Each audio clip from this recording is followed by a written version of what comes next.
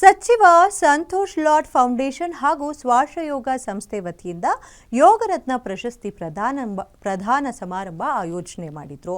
ಬೆಂಗಳೂರಿನ ಅರಮನೆ ಮೈದಾನದಲ್ಲಿ ನಡೆದಂತಹ ಯೋಗರತ್ನ ಅವಾರ್ಡ್ 2025 ಸಮಾರಂಭದಲ್ಲಿ ಸುತ್ತೂರು ದೇಶಿ ಕೇಂದ್ರ ಸ್ವಾಮೀಜಿ, ಸಿದ್ಧಗಂಗಾ ಮಠದ ಸಿದ್ಧಲಿಂಗ ಶ್ರೀಗಳು, ಪೇಜಾವರ ಶ್ರೀಗಳು ಸೇರಿದಂತೆ ಬಿಜೆಪಿ ರಾಷ್ಟ್ರೀಯ ಸಂಘಟನಾ ಕಾರ್ಯದರ್ಶಿ ಬಿಎಲ್ ಸಂತೋಷ್, ಮಾಜಿ ಸಚಿವ ಮುರುಗೇಶ್ ನಿರಾಣಿ ಭಾಗವಹಿಸಿದ್ರು.